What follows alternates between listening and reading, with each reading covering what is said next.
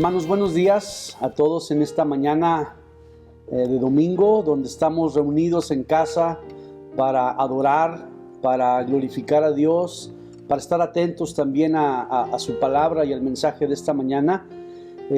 Antes de que comencemos nuestro tiempo de adoración, o más bien durante este tiempo de adoración, queremos comenzar orando juntos. Y queremos pedirle que ahí en casa donde estamos en este momento, ya sea que esté usted con su familia o que esté acompañado de otras personas, pero que estén viendo este culto a través del video, queremos pedirle que por favor se tome este tiempo de orar. Vamos a buscar a Dios en oración, así que le pedimos que busque en su corazón ese tiempo de devoción, una actitud correcta para ir a Dios, hablándole, dándole gracias, confesándole probablemente, pidiéndole, trayendo nuestras rogativas a Él. Entonces, cierre sus ojos y vamos a orar en este tiempo.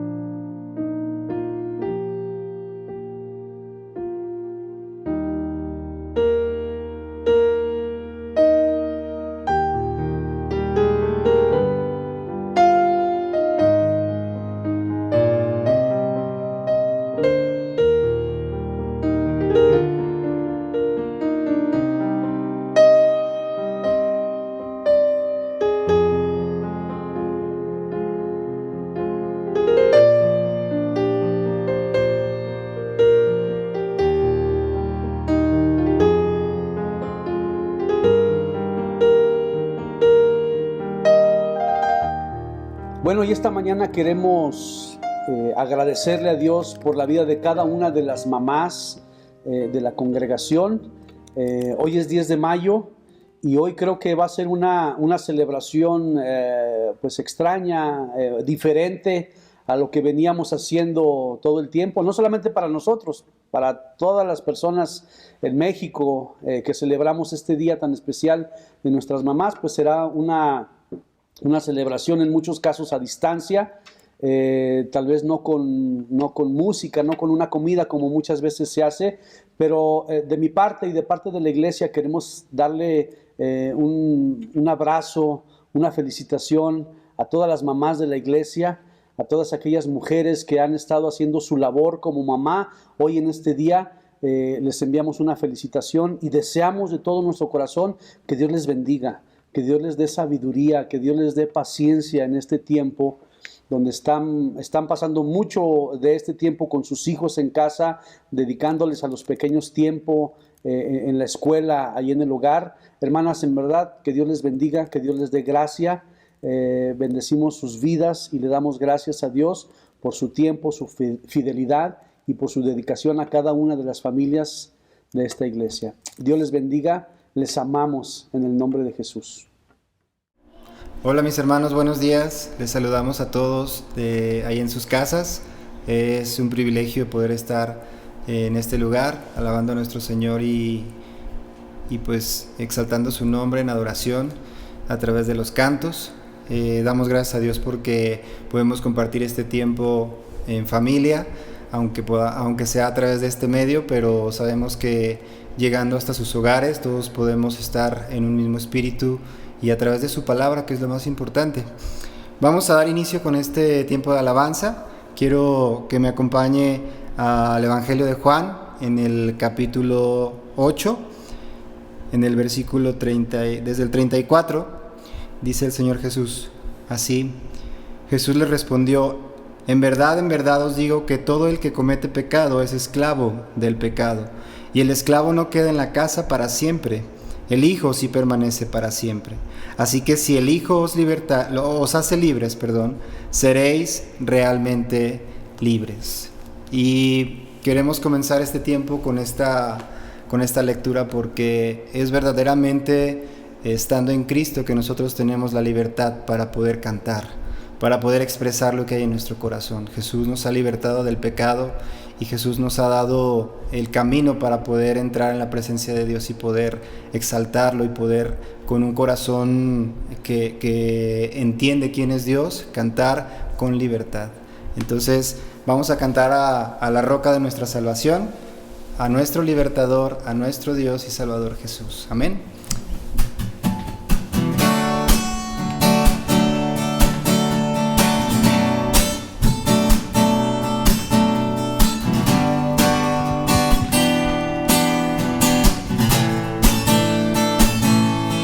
Roca eterna, verdadero y fiel, tú prometes cumplir con tu palabra. Roca eterna, eres justo y fiel, mi confianza siempre en ti pondré. Mi refugio contra la tormenta, la torre de mi protección, fortaleza en dificultades, mi escondedero eres tú. Sanas todas mis enfermedades, consuelas todo mi dolor.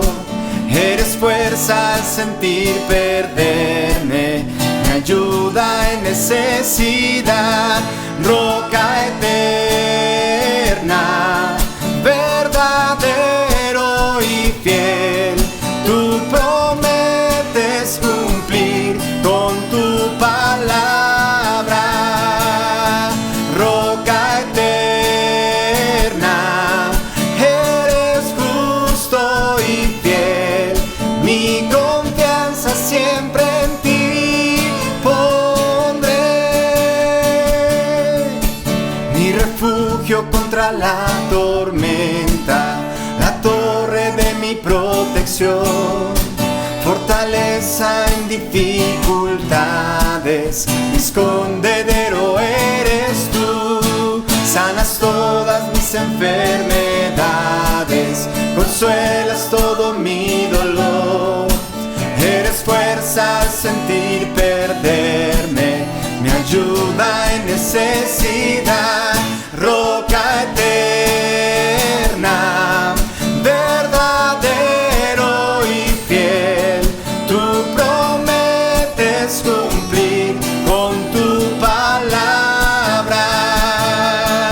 Roca eterna, eres justo y fiel, mi confianza siempre en ti pondré.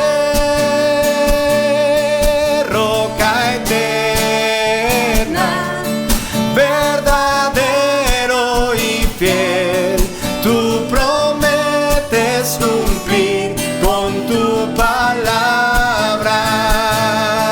Roca eterna, eres justo y fiel, mi confianza siempre en ti pondré.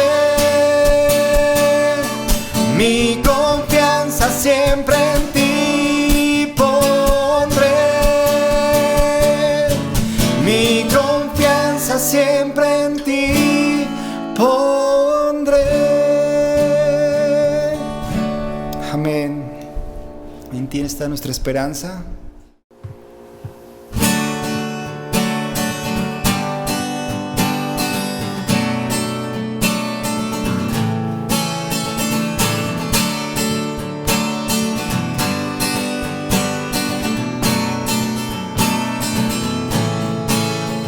Las cadenas de la muerte me quitó, para mí ya no hay condenación, hay libertad,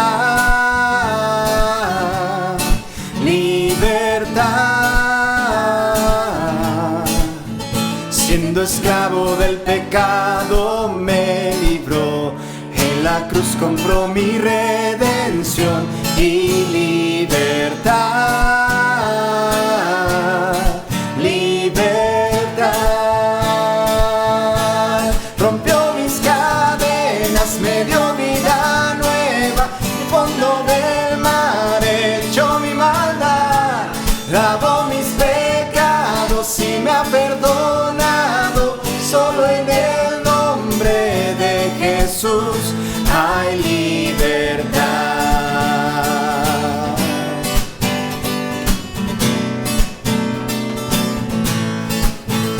Yo proclamo al que en la cruz por mí murió y cambió mi duro corazón por libertad,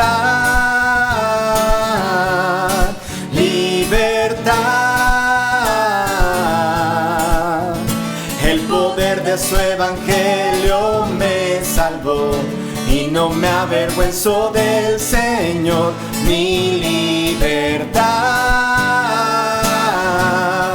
libertad.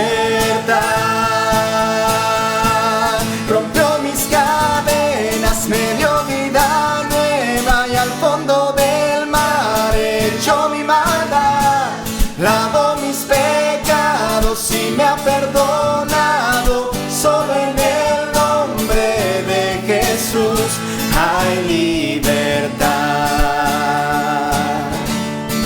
Al que elijo hace libre, es libre en verdad. Al que elijo hace libre, es libre en verdad.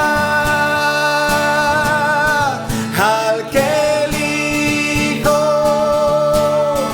hace libre, es libre en verdad. Al que elijo hace libre, es libre en verdad.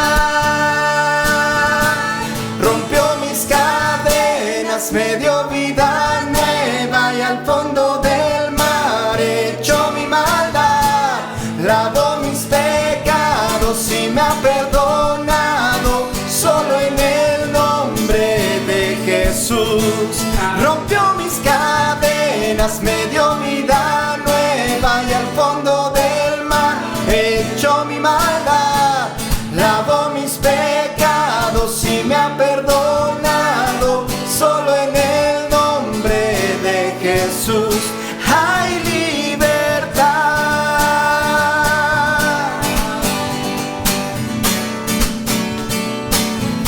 Hay libertad.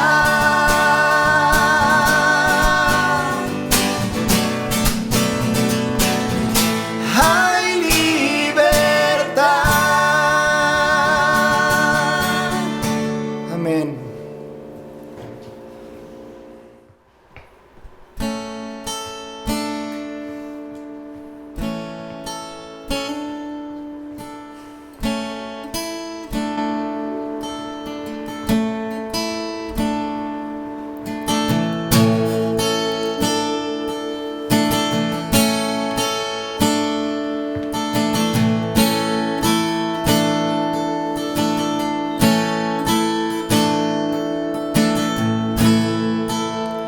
Manos que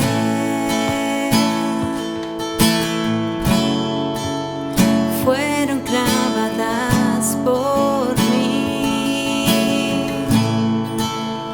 heridas que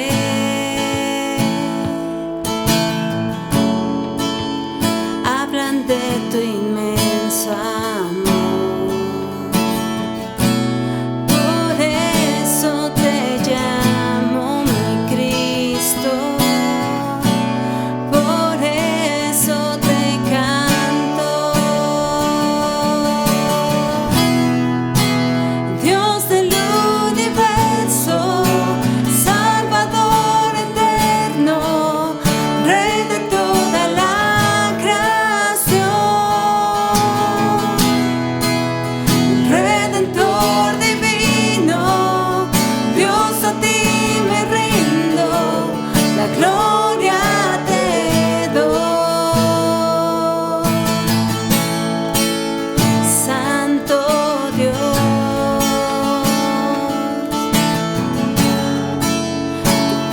Cuán soberano es al enviar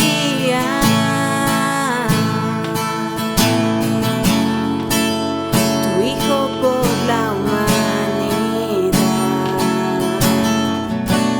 Por eso te llamo mi Cristo, por eso te canto.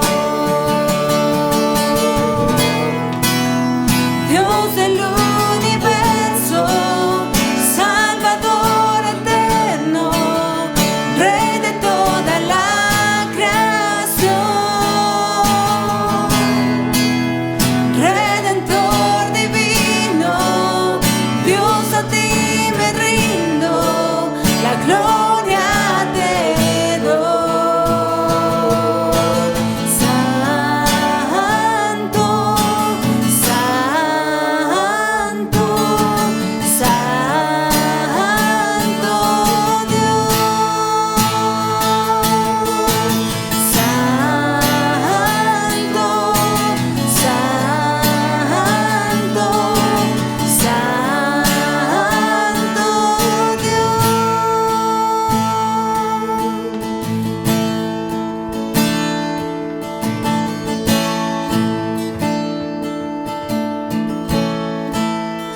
Manos que se entregaron por amor, lo que soy, siempre te daré, Señor. Por eso te llamo mi Cristo, por eso te canto. Dios del universo, Salvador eterno, Rey de toda la creación, Redentor divino, Dios a ti me rindo, la gloria te doy. Dios del universo, Salvador eterno, Rey de toda la creación, Redentor divino, Dios a ti me rindo, la gloria te doy. Santo, santo, santo Dios. Santo,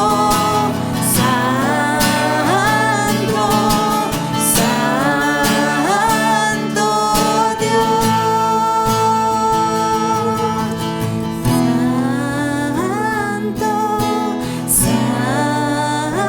Santo, santo, santo Dios. Amén. Eres un Dios grande, eres un Dios poderoso, eres un Dios santo, santo, santo. A ti nos rendimos, Jesús, y declaramos tu grandeza, tu majestad sobre toda la tierra, sobre tu iglesia, sobre nuestras vidas. Tú eres digno de recibir nuestra alabanza, Señor. El esplendor de un rey, vestido en majestad, la tierra alegre está, la tierra alegre está, cubierto está de luz, venció la oscuridad y tiembla su voz, y tiembla su voz. Cuán grande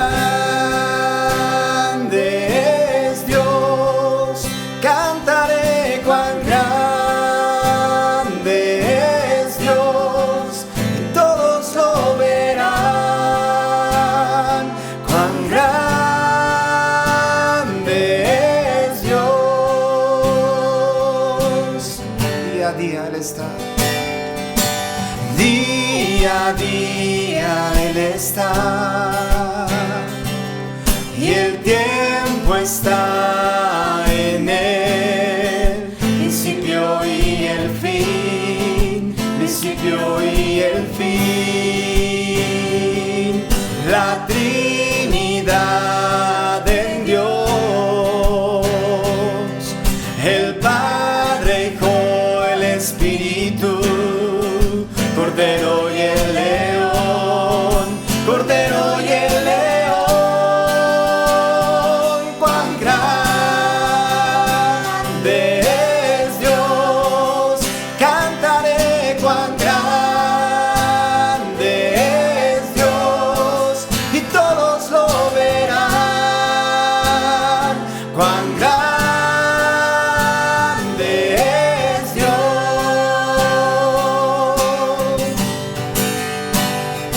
Cuán grande es Dios, cantaré cuán grande es Dios, y todos lo verán. Cuán grande es Dios. Su nombre sobre todo es. Él es digno de alabar, y mi ser dirá cuán grande es Dios. Su nombre sobre todo es. Él es digno de alabar, y mi ser dirá cuán grande es Dios.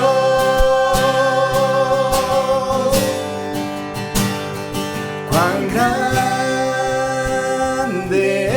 es Dios, cantaré cuán grande es Dios, y todos lo verán. Cuán grande es Dios, cuán grande. Cuán grande es Dios, cantaré cuán grande es Dios, y todos lo verán. Cuán grande es Dios. Mi corazón entona la canción. Cuán grande es Él, cuán grande es Él. Mi corazón entona la canción. Cuán grande es Él, cuán grande es Él.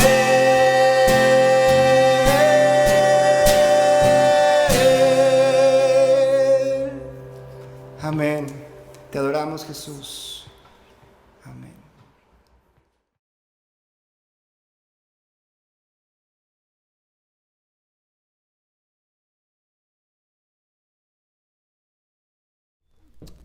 Bueno, hermanos, en este tiempo de meditación y de reflexión de la palabra en el mensaje, vamos a continuar con la serie de Jueces, un libro que en lo personal ha sido un reto para mí el estar buscando y desarrollando a través de este libro la edificación de la iglesia. En lo personal en mi vida lo ha sido muy confrontante, y vamos a continuar con la historia de Jefté.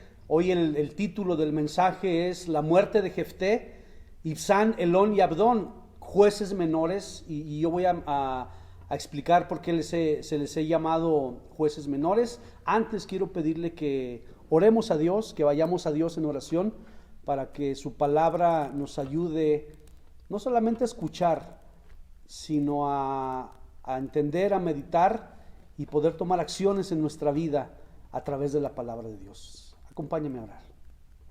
Padre bendito, gracias este día te damos por poder estar una vez más a través de este medio y de estos canales en sintonía con la iglesia, poder predicar tu palabra, Señor. Tú eres bueno, tú eres misericordioso y sabemos que en este tiempo tú has estado con tu iglesia, tú nos has acompañado y podemos tener esa preciosa promesa que si tú estás con nosotros, todo estará bien, Señor. Gracias, hoy abrimos tu palabra y pedimos en el nombre de Jesús que tú nos hables. Oramos por tu iglesia, oro por mí mismo, Señor, para ser guiado por tu Espíritu Santo. En el nombre de Cristo Jesús lo hacemos. Amén y amén. Yo no sé si usted ha escuchado la frase o tal vez ha usado la frase que dice, las cosas ya no pueden ponerse peor. ¿La ha usado o la ha escuchado alguna vez? Bueno, hace pocos días escuchaba yo la noticia de que ha surgido por allá al norte de Estados Unidos un avispón que no se conocía y que su piquete es mortal. Está matando personas con un solo piquete. Y con esto del problema de la pandemia y del virus, pareciera que las cosas no podían ponerse peor, pero con el surgimiento de este nuevo insecto, parece que las cosas sí pueden empeorar. Y bueno, con esta idea de que las cosas pueden volverse peores y peores, regresando al libro de los jueces, con la historia de Jefté, podemos ver cómo cada vez que surge un nuevo juez, un nuevo personaje, las cosas van empeorando, las cosas se ponen peor. Empeoraba el pecado del pueblo, empeoraban los problemas internos dentro de la misma nación de Israel, empeoraba el castigo de los enemigos, empeoraba cada vez que surgía un nuevo juez en turno, empeoraba en su carácter, en su situación. Así que llegamos ahorita a un punto donde ya no solamente es ese ciclo continuo de pecado como lo hemos venido diciendo, sino más bien es una espiral descendente de decadencia, de pecado y de juicio. Y después de que Jefté, si lo recordamos la semana pasada, él tuvo una tremenda victoria en contra de los hijos de Amón. Dios lo levantó, Dios lo llevó al campo de batalla y Dios le dio una victoria en la cual los de Galad surgieron vencedores, pero no era una victoria para ese grupo o esa familia de los de Galad. Era una victoria completa para toda la nación de Israel. Y después de que regresa de la batalla, usted recuerda ese tremendo momento muy difícil para Jefté, donde él llega a su casa y después de haber hecho un voto necio, un voto innecesario, él tiene que sacrificar y presentar en holocausto a su propia hija. Y en palabras del propio Jefté, él quedó abatido y quedó entre los afligidos por la situación que él tuvo que vivir en su propia familia, por ese voto que él hizo a Dios, como una consecuencia de las decisiones que él hizo. Entonces Jefté sí ha regresado de la batalla con una victoria, pero él enfrenta el dolor y el sufrimiento personal y familiar con la muerte y el sacrificio de su propia hija. Entonces eso está ya muy difícil para él, pero no conforme con eso, las cosas se ponen peor. Y es donde vamos a leer en Jueces capítulo 12, porque aparte del dolor que tiene que enfrentar Jefté, ahora tiene que enfrentar una guerra civil con los propios miembros de su nación, con la tribu de Efraín. Vamos a leer Jueces 12:1 y dice así: los hombres de Efraín se reunieron y cruzaron el Jordán hacia el norte y dijeron a Jefté: ¿por qué cruzaste a pelear contra los hijos de Amón sin llamarnos para que fuéramos contigo? Quemaremos tu casa sobre ti. Y Jefté les respondió: yo y mi pueblo estábamos en gran contienda con los hijos de Amón, y cuando os llamé, no me librasteis de su mano. Viendo pues que no me ibas a librar, arriesgué mi vida y crucé contra los hijos de Amón, y el Señor los entregó en mi mano. ¿Por qué pues habéis subido hoy a pelear contra mí? Bueno, aquí vemos algo particular con los de la tribu de Efraín. Si usted recuerda, o si puede hacer un poco de memoria, en la época de Gedeón surgió algo similar. Después de que Gedeón fue y peleó contra los amalecitas, los de Efraín vinieron y le reclamaron: ¿por qué no nos invitaste a la batalla? ¿Por qué no nos llevaste a la guerra? Ahora con Jefté surge lo mismo, el mismo reclamo: ¿por qué no nos llamaste para la batalla? Mire, la tribu de Efraín era una comunidad grande. Entre ellos había guerreros, eran muy valientes. Entonces el asunto aquí es que los de Efraín, aunque eran personajes, eran muchos y eran personajes valientes, pero ellos nunca tuvieron la iniciativa de enfrentar la batalla. Las cosas se daban más o menos así. Surgía un juicio de parte de Dios a través de un pueblo pagano, y este pueblo pagano le declaraba la guerra a Israel o a alguna tribu. Entonces aquí nunca hemos visto que Efraín salga a defender por su propia iniciativa a sus hermanos. Aquí más bien lo que estamos viendo es que Efraín está reclamando, después de que hubo una victoria, Efraín le está reclamando a Jefté y a los de Galad: ¿por qué no nos invitaron a la guerra? Y esto parece ser como cuando jugábamos fútbol de niños. Yo no sé si se acuerdan los varones. Jugábamos fútbol de niños en el parque o en la calle, y siempre había ciertos jugadores a los que les llamábamos, esos son cazagoles. Es decir, les gustan las jugadas fáciles, estar solamente cerca de la portería contraria para anotar goles. Les gustan las situaciones fáciles para sobresalir. Bueno, eso lo hacíamos de niños, así les llamábamos. Aquí los de Efraín parece que tienen esa actitud. Ellos les gustaría ser vistos por los demás de su nación como los que fueron a la batalla y tuvieron también la victoria. Ellos aquí están reclamando el no haber sido llamados a la batalla y ser parte de esa gran victoria que Dios les dio. Pero recordemos, ellos nunca tuvieron la iniciativa de enfrentar a los enemigos del pueblo de Dios. Ellos estaban pensando que los demás les verían a ellos como cobardes al no haber ido a la batalla. Aunque al parecer aquí, por lo que dice Jefté, sí fueron invitados a la guerra, sí fueron invitados a que les ayudaron a la batalla, pero no fueron. Los de Efraín veían la victoria de los de Galad como una victoria propia y personal de ellos, no como algo que involucraba a toda la nación. Y eso, hermanos, nos habla del corazón egoísta y egocéntrico del hombre. Quiere ser parte de la gloria, pero no quiere enfrentar las batallas. Efraín está demostrando y nos está enseñando eso. Ahora, aquí la actitud de Jefté es, él actúa como sabía hacerlo. Recordemos la semana pasada, él era un diplomático. Él era alguien que buscaba estar bien con los demás de la mejor manera antes de ir a la violencia o antes de ir a la guerra. Entonces aquí Jefté se está defendiendo diplomáticamente como él sabe hacerlo, y él argumenta y él dice: es que nosotros fuimos a la batalla, somos nosotros los que estábamos en la batalla, sí les mandamos llamar, sí les pedimos su ayuda, pero ustedes no fueron, le dice Jefté a los de Efraín. Ustedes no nos libraron del enemigo, Dios los ha entregado en nuestras manos. ¿Por qué ahora quieren pelear contra mí? Eso es lo que está argumentando aquí Jefté. Vamos al versículo 4. Jueces 12:4, porque vamos a ver que aunque sí fue diplomático, pero ya no lo fue tanto, ya no les dio mucho tiempo, sino que inmediatamente Jefté se preparó para la batalla con los de su propio pueblo, en este caso contra los de la tribu de Efraín. Jueces 12:4 dice: entonces Jefté reunió a todos los hombres de Galad y peleó contra Efraín, y los de Galad derrotaron a Efraín, porque estos decían: sois fugitivos de Efraín, vosotros los galaditas, en medio de Efraín y en medio de Manasés. Y se apoderaron los galaditas de los vados del Jordán al lado opuesto de Efraín. Y aconteció que cuando alguno de los fugitivos de Efraín decía: dejadme cruzar, los hombres de Galad le decían: ¿eres tú efrateo? Si él respondía: no, entonces le decían: di pues la palabra Shibolet. Pero él decía Sibolet, porque no podía pronunciarla correctamente.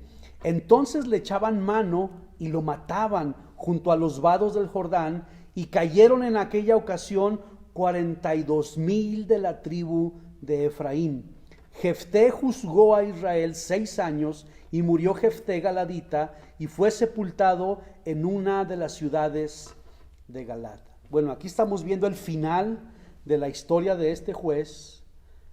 Es muy interesante, hermano, que Jefté, aunque es mencionado dentro de los jueces mayores, y esto lo quería explicar, ¿por qué se les dice jueces mayores y por qué se les dice jueces menores? No porque se les resta importancia a unos y a otros se les dé más, se les nombra así. Es el mismo caso cuando llamamos en la Biblia los profetas mayores y los profetas menores. Tiene que ver con el contenido de sus escritos. En este caso, en el libro de los jueces, tiene que ver con el contenido de lo que se escribe acerca de ellos.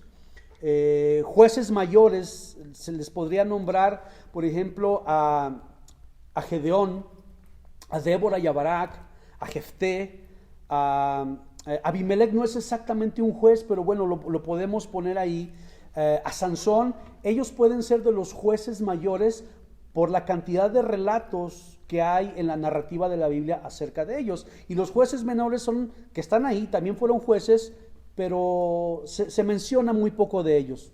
Más adelante vamos a ver a 3 de estos jueces menores. Pero es interesante que en el caso de Jefté, que es un juez mayor, porque se hace un gran relato de su historia y de todo lo que pasa en el tiempo de Jefté, Jefté solamente gobierna 6 años o juzga durante 6 años a la nación de Israel. Muy poco tiempo en comparación con Gedeón, con Otoniel, por ejemplo, con Débora y con Barak, que gobernaron o juzgaron a Israel mucho más tiempo que el que fue Jefté. Bueno, aquí Jefté está tratando de dialogar y de que ese conflicto se arregle por medio de la paz. Sin embargo, su experiencia con los hijos de Amón le hace ver y le hace entender que inmediatamente después del diálogo, cuando él entiende que no hay, los de Efraín no entienden, él toma la decisión de atacar a los de Efraín. Es decir, la iniciativa aquí no fue de los de Efraín de ir a la guerra, sino fue de Jefté. Y Jefté tiene una victoria contra ellos. El asunto aquí es que son sus hermanos de nación. Son los de la tribu de Efraín, y los de Galad son hermanos de nación, son los mismos del pueblo de Dios. No deberían de estar peleándose y matándose entre ellos, sino más bien viendo la forma de enfrentar a los enemigos del pueblo de Dios.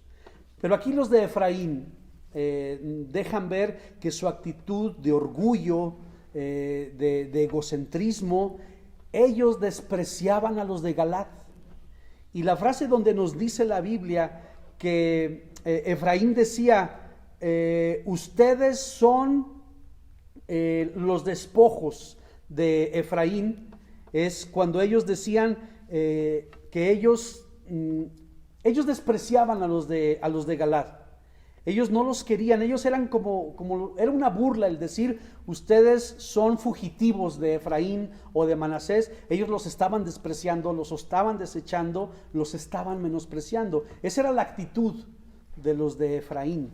Por eso Jefté responde de esa manera. Por eso Jefté se levanta en armas y los ataca frontalmente. Jefté era ya un hombre violento. Recordemos su pasado, pero también las actitudes que él tuvo, el voto que hizo con su hija. Él era un hombre ya acostumbrado a la violencia, a la sangre, a la guerra, a la batalla. Y la escritura nos dice que en esa ocasión ellos, los de Galad, derrotaron a Efraín y mataron a 42,000 hombres de la tribu de Efraín. Ahora aquí la narrativa nos habla de una curiosa forma de descubrir a sus enemigos. Era por la pronunciación. Ellos decían, ¿eres de Efraín? Y contestaban, sí, somos de Efraín. A ver, entonces di la palabra Shibolet. Pero ellos decían Sibolet.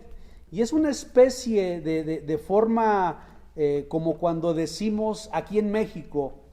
A ver, ¿usted quiere saber cómo, si alguien viene de Chihuahua? Hágale decir la palabra Chihuahua. Y si él dice Chihuahua, entonces ese es de Chihuahua, o de Chihuahua, ¿verdad? O como cuando se dice, es que los de Aguascalientes hablan bien cantadito, ¿O cómo hablan los de la Ciudad de México? Bueno, yo soy de la Ciudad de México y durante mi juventud hablé chilango. Entonces, aquí identificamos a las personas por su región en la manera de hablar. Bueno, esa es la forma en la que los de Galad, junto con Jefté, descubrían a sus enemigos. Encontraron una forma de descubrirlos en cómo hablaban y los despreciaron. No solamente eso, los mataban en una manera sencilla de descubrir y de humillar a sus enemigos. Lo triste y lo diferente de la historia de Jefté con los otros jueces es que Jefté muere sin que haya paz en su tiempo. Él juzga durante 6 años, pero hasta su muerte él estuvo en contienda y en batalla con los de su propio pueblo. En una guerra civil, él estuvo matando todo ese tiempo a los de Efraín, y la sangre de los de la tribu de Efraín corría a orillas del río Jordán, y esto era como un testimonio de que durante el tiempo de Jefté siempre hubo guerra, siempre hubo violencia y hubo una batalla continua. Es uno de los jueces que nombra la Biblia que durante su tiempo de juzgar no hubo paz. Muchos otros jueces, la mayoría de los jueces, durante el tiempo que gobernaron y reinaron, hubo paz, hubo tranquilidad en la nación de Israel. Jefté nos está dejando ver algo aquí muy interesante, y esto tiene que ver con algo que debe de ser una aplicación para nosotros, porque nos deja ver cómo es el corazón del hombre y que muchas veces lo hacemos dentro de la iglesia. Jefté nos está dejando ver que parece más fácil tratar bien a los de afuera que a los de adentro. Mire, con los hijos de Amón, Jefté fue muy diplomático. Él argumentó varias veces con ellos. Hizo un argumento histórico, hizo un argumento teológico o espiritual, hizo un argumento legal 3 veces antes de ir a la batalla. Al final de cuentas no se pudo resolver eso por la diplomacia y tuvieron que ir a la batalla. Pero podemos ver cómo Jefté fue muy paciente con los de afuera para no ir a la batalla. Sin embargo, Jefté, con los de su propia casa, con los de la tribu de Efraín, trata de arreglar este asunto por las buenas, pero cuando ve el momento de que no lo están haciendo, a la primera, entonces los ataca, se le termina la paciencia, y la paciencia que tuvo con los hijos de Amón no la tuvo con los de la nación de Israel, con los de la tribu de Efraín. Desgraciadamente, nosotros en nuestro tiempo no somos tan diferentes.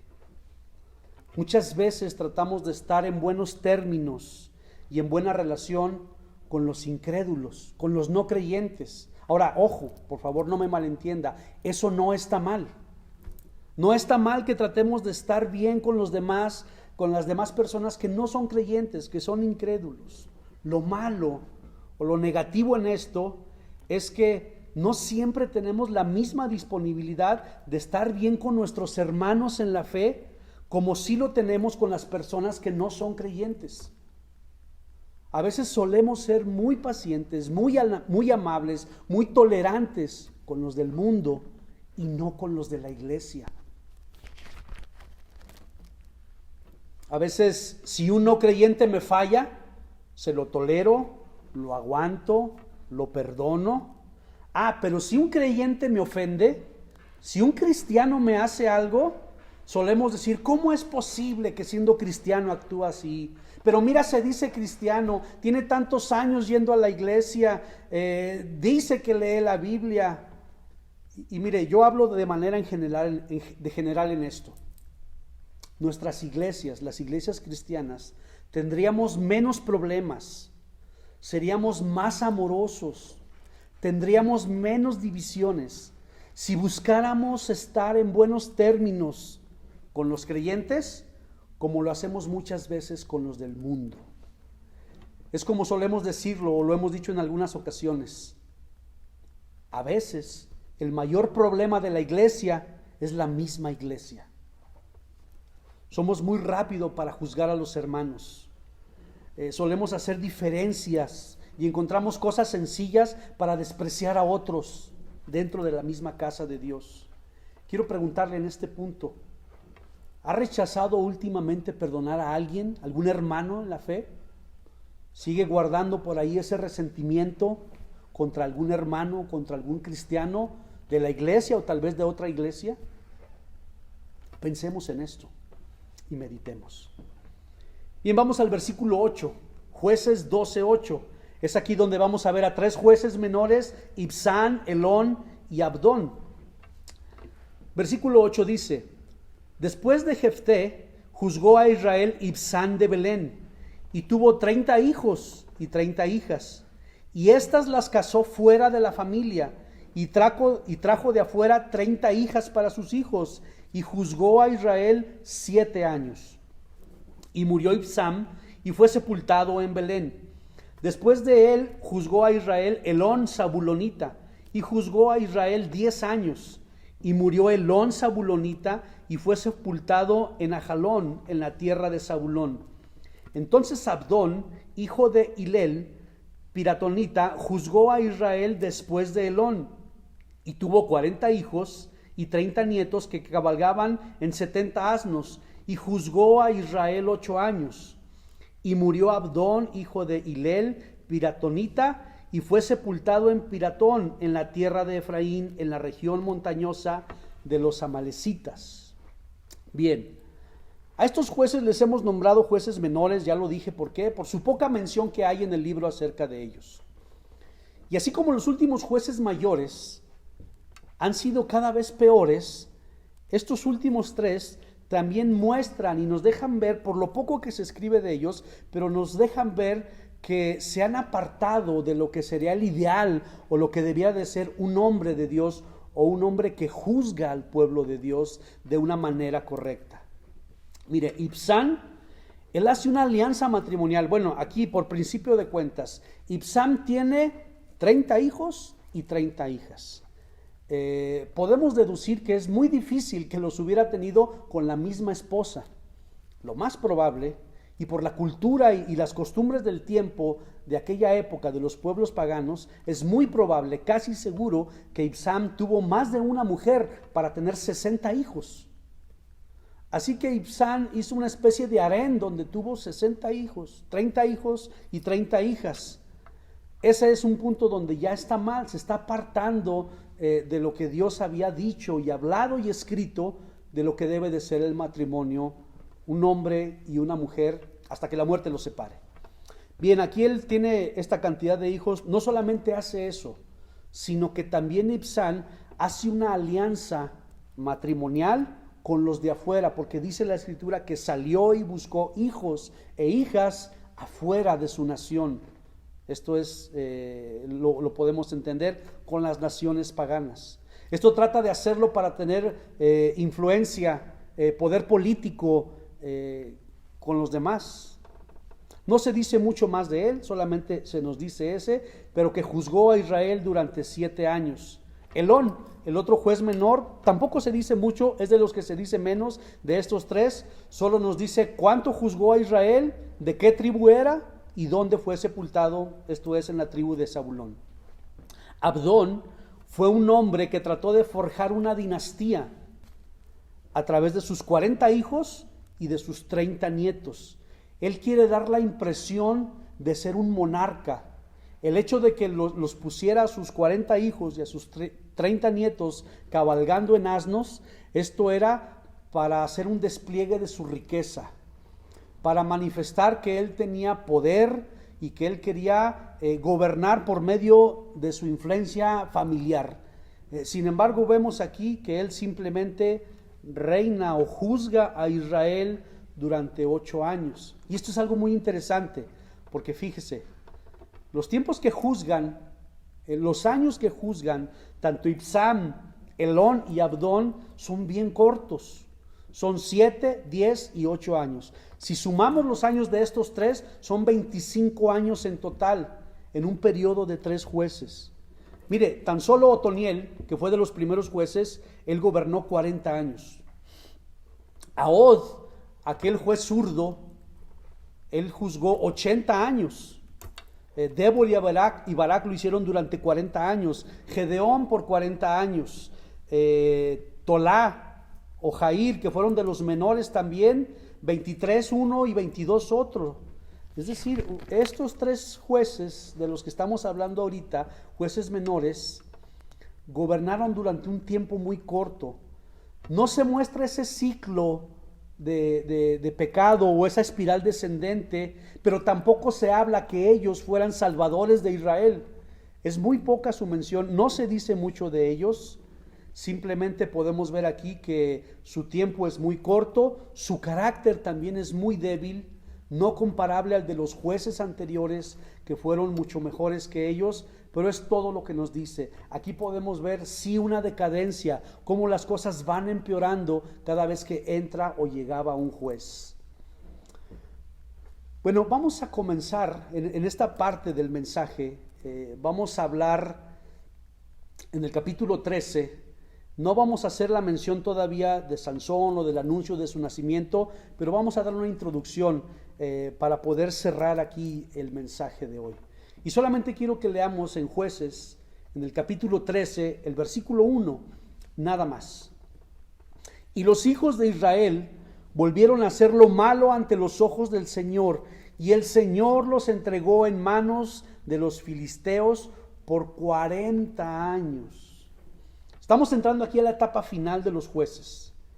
Y como es de costumbre, comenzamos esta historia, vamos a comenzar a ver la historia de Sansón, pero esta historia comienza con la misma frase, una frase que se ha repetido una y otra vez en el libro de los jueces. Y los hijos de Israel volvieron a hacer lo malo ante los ojos del Señor. Y lo que hace Dios, cómo responde Dios, vuelve a hacerlo de la misma manera. Y el Señor los entregó en manos en este caso, de los filisteos. Pero podemos ver en relatos anteriores cómo, y el Señor los entregó en manos de los amalecitas, o el Señor los entregó en manos de los amonitas, o de algún otro pueblo. Esta frase, volvieron a hacer lo malo ante los ojos del Señor, ha sido algo repetitivo en todo el ciclo de los jueces. A lo largo de todo este libro lo hemos estado viendo, se ha mencionado varias veces. Esta es la última vez que aparece en el libro de los jueces, ya no se vuelve a mencionar. Pero quiero conectar esta frase de hicieron lo malo delante de los ojos del Señor con la frase que está al final del libro de los jueces. Y quiero leerla directamente, que está en el capítulo final del libro de los jueces, que es el capítulo 21, el versículo 25, y dice así. Al final del libro de los jueces, el último versículo dice: en estos días no había rey en Israel, cada quien hacía lo que bien le parecía. Estoy leyendo la Reina Valera, pero la versión de las Américas dice que cada quien hacía lo que a sus ojos le parecía bien. Y los hijos de Israel, la nación de Israel, durante este periodo y este tiempo de los jueces, estuvieron haciendo muchas cosas que para ellos no eran malas delante de sus ojos. Ellos pensaban que su comportamiento era aceptable. Ellos se habían amoldado a la cultura de tal forma que su actuar era inmoral. Ellos podían actuar sexualmente de una manera inmoral. Ellos podían asesinar, ellos podían mentir, robar, y ellos no veían como que esto era algo malo. Para ellos, para sus ojos, estaba bien. Les parecía bien lo que estaban haciendo, aunque Dios veía su comportamiento siempre como algo malvado, como algo perverso. Por eso Dios estuvo enviando juicio todo el tiempo que el pueblo se desviaba en inmoralidad o en idolatría. Esta es una actitud que nosotros vemos en nuestro día de hoy, en nuestro entorno. Mire, en muchos lugares, muchos medios de comunicación, mucha literatura, en muchos foros se enseña lo siguiente y se dice: mientras no violes tu conciencia, hagas lo que hagas, es correcto. Si ante tus ojos está bien lo que estás haciendo, no es malo. Tú puedes definir lo que está bien y lo que está mal. Eso es lo que se enseña y lo que se dice. Esta es una terrible, pero se dice con mucha sinceridad y con mucha seguridad. Se dice, escucha tu corazón, Él te mostrará lo que está bien y lo que está mal. Tu corazón y tus sentimientos son lo que importa. Yo no sé si usted ha escuchado esto, pero es una corriente filosófica en el mundo donde se le está invitando a la gente, sobre todo a los jóvenes, a que sigan el sentir de su corazón. En otras palabras, a que si ante sus ojos las cosas están bien, no tienen por qué estar mal. Déjeme decirle una cosa, para ponérselo como ejemplo. Los nazis pensaron que estaban haciendo lo correcto y dándole a la humanidad una solución, eliminando las razas inferiores. Desde los ojos de la perspectiva nazi, ellos estaban haciendo lo correcto. La verdad acerca del pecado y lo que podemos resaltar en esta historia de los jueces para nosotros como algo que podemos muy bien aplicar en la vida cristiana es: no todo lo que aceptan nuestros ojos lo podemos aceptar como bueno. Tenemos que tener cuidado. El pecado no lo debe definir nuestra inteligencia, nuestra justicia, nuestra sabiduría. El pecado no lo debe definir nuestra cultura. El pecado lo define la Biblia. El pecado lo debemos ver como la Biblia lo ve, como Dios lo ve. Y desde la perspectiva bíblica, pecado es todo aquello que viola la relación entre Dios y el hombre. Todo aquello que se interponga entre Dios y el hombre es pecado. Pecado es todo aquello que está en contra de la voluntad de Dios. Eso no lo dice la Biblia, así que lo que Dios ve como pecado es pecado. No importa lo que digan los expertos, los sabios y los filósofos de este mundo. No importa cuánto investiguen, cuánto descubran y cuánto digan. Si la Biblia lo llama y lo nombra como pecado, es pecado. Ahora hay pecados muy evidentes. Podemos hablar de asesinato, podemos hablar de adulterio, podemos hablar de fornicación, podríamos hablar de homosexualidad, podríamos hablar de pecados que son muy evidentes que la Biblia nos nombra.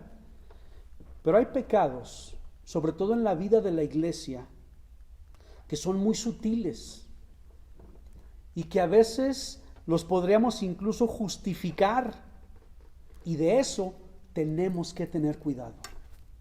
Tenemos que tener cuidado porque hay pecados, por ejemplo, hermanos, como el materialismo. Pero algún cristiano podría decir, es que no es malo tener dinero, no es malo tener cosas. Y hermano, no es malo tener dinero, no es malo tener cosas. Pablo lo dijo, que principio de todos los males es no el dinero, el amor al dinero. Entonces, alguien podría estar metido, a lo mejor sin saberlo, en un pecado de materialismo porque está amando el dinero, las cosas y las posesiones.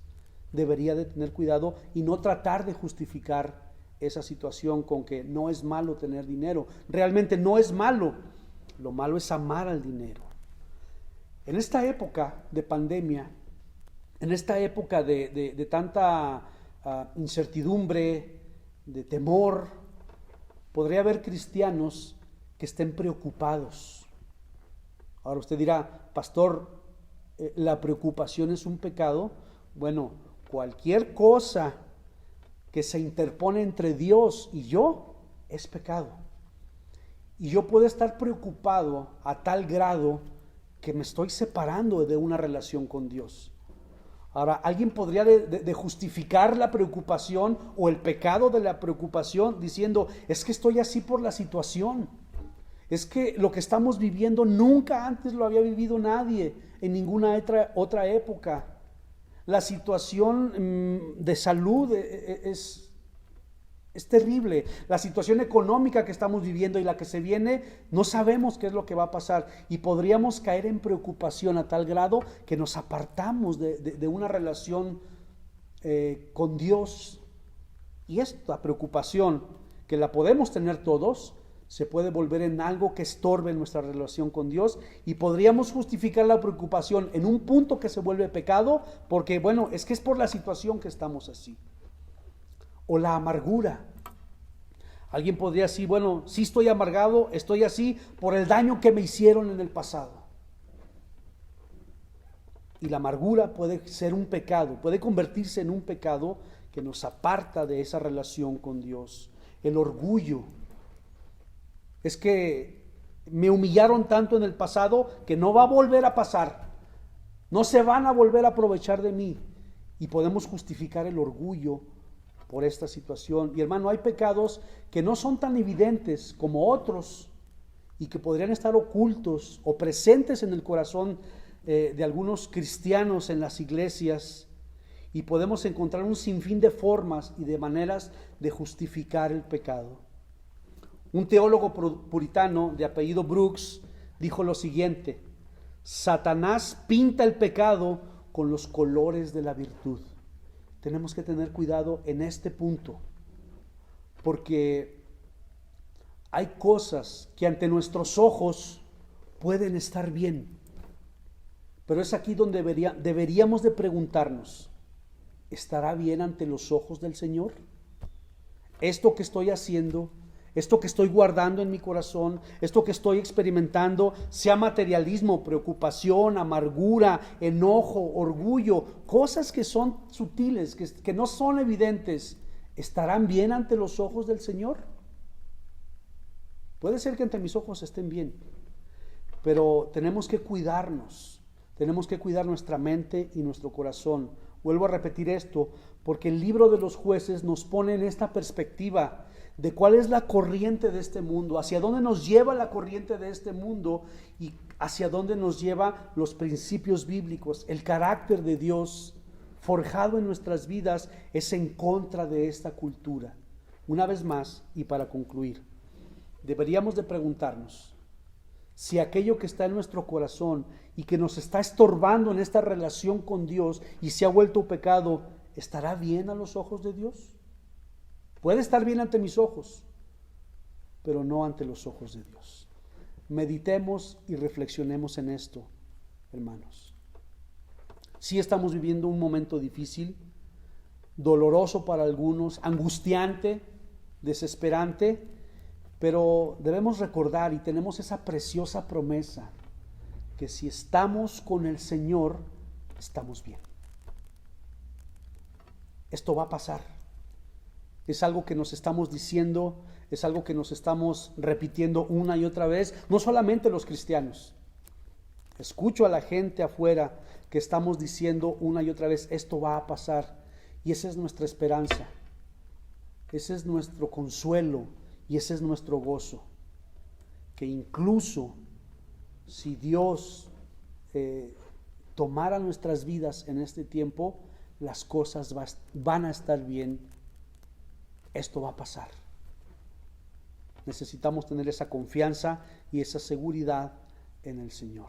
Meditemos en este tiempo, analicemos nuestro corazón, busquemos en lo profundo de nuestro ser y hagamos como lo decía el salmista: Señor, busca en mi corazón, indaga en mi corazón y hazme ver si en mí hay un camino malo y perverso y guíame a la verdad. Oremos. Padre bendito, rogamos que este tiempo, que es un tiempo de angustia, de temor y de aflicción, podamos ver, Señor, analizar nuestra mente y nuestro corazón y no irnos con la corriente de este mundo. Padre, te damos gracias por tu palabra. Este es un difícil libro donde vemos actitudes de pecado tan marcadas en los hombres y en las mujeres del pueblo de Dios, donde más bien queremos, Señor, resaltar tu justicia, donde tú eres el juez perfecto y verdadero, donde la verdad está en ti y no en nosotros, donde la justicia es la que tú das y no la justicia que está delante de nuestros propios ojos y corazón, sino la tuya, que es la verdadera, la eterna, la real, Señor. Ayúdanos a entender esto, Gracias por tu iglesia, Señor. Que este tiempo sea un tiempo de reflexionar, de meditar y de pensar, Señor, en cuáles y cuántos son los pecados que pudieran estar en nuestro corazón y que los estamos tolerando y los estamos justificando. Que tu Espíritu Santo haga esa obra perfecta en nuestros corazones. Gracias te damos en Cristo Jesús. Y ahora, Padre, te pedimos que el amor de Dios, que la participación de tu Espíritu Santo y la compañía preciosa de Jesucristo vaya con tu iglesia, con tu pueblo, en Aguascalientes, en México, en el resto del mundo, Señor. Oramos por tu iglesia. En el nombre de Jesús lo hacemos. Amén. Amén.